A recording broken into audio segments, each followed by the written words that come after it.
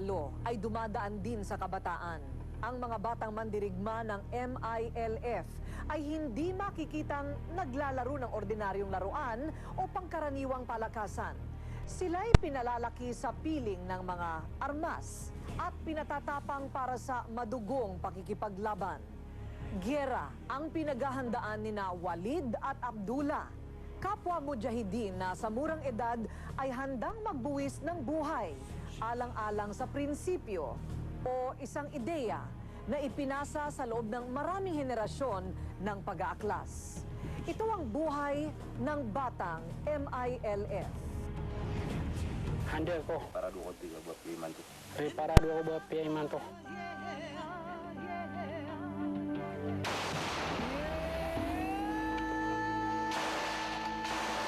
Nakapanlulumo ang muka ng giyera sa Mindanao.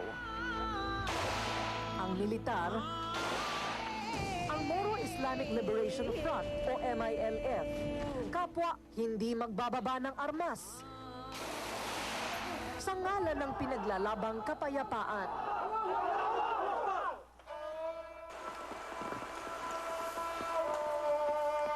Sa tagong bulubunduking ito ng Lanao del Sur, nakapwesto na ang 116th Base Command ng MILF. Grupong pinamumunuan ni Commander Amana Anderson.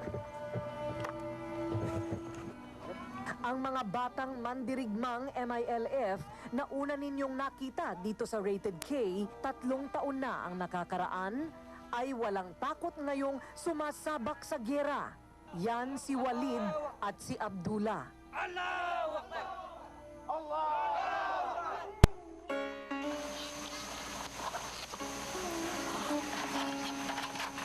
Sa unang pagbisita ng Rated K sa Camp Busra ng MILF sa Butig, Lanao del Sur, nakilala namin si Walid na nooy 12 taong gulang at si Abdullah na noon lamay 10 taong gulang pa lang.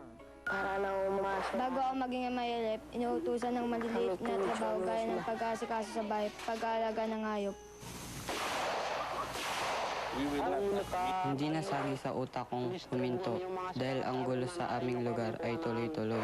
Dahil ang lugar namin ay magulo kaya wala akong panahong maglaro. Pangarap noon ni Abdullah ang maging doktor. Subalit ang kanyang ama, puspusan siyang hinahasa na maging mandirigma. Si Walid naman, nais talagang maging MILF commander. Ang mga bata, nakakagulat ang tapang sa paghawak at pagpapaputok ng matataas na uri ng armas.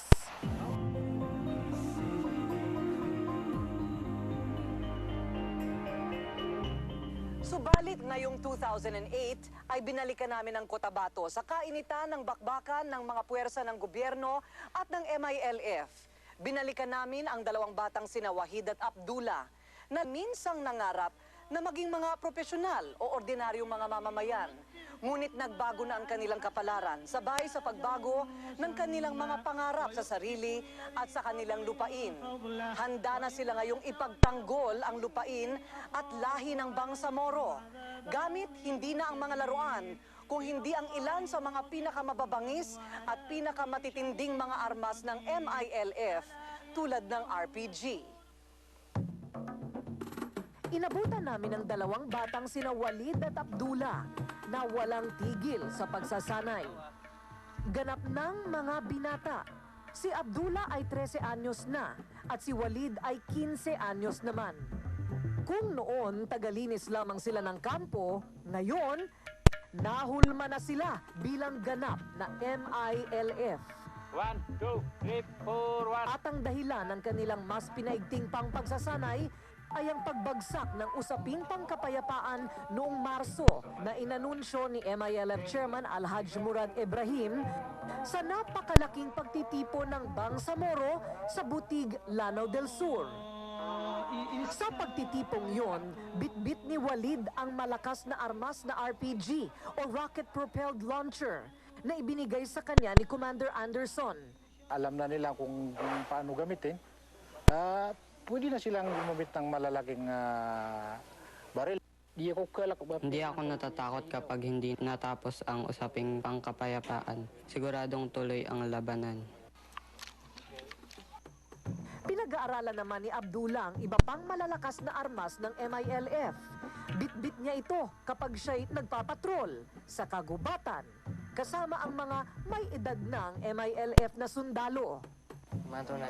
Ngayong malaki na ako, nadadagdagan na ang trabaho ko sa kampo ng MILF. Tuloy-tuloy ang pagsasanay ko sa paghawak ng armas. Handa ako. At sa umiigting ngayong bakbakan sa pagitan ng MILF at militar, isa lang ang mensahe ni Walid. Handa siyang mamatay. Handa akong mamatay sa gerang ito, lalo na ngayong Ramadan kung saan bukas ang pinto para sa mga martir. Ipagtatanggol ko ang Bangsamoro, ang aming lupain. Ang paghuhulma ng mga batang MILF ay hindi umano opisyal na kinukonsinti ng pamunuan nito. Ayon kay MILF Chairman Alhaj Murad Ibrahim, mula 18 pataas ang isinasabak lang nila sa formal military training. Bawal daw ang mga bata. Do you think it is almost traditional for even young children to aspire to fight for the cause of the MILF? In some villages, when this mujahideen, their father are mujahideen, then they try to train their children on their own.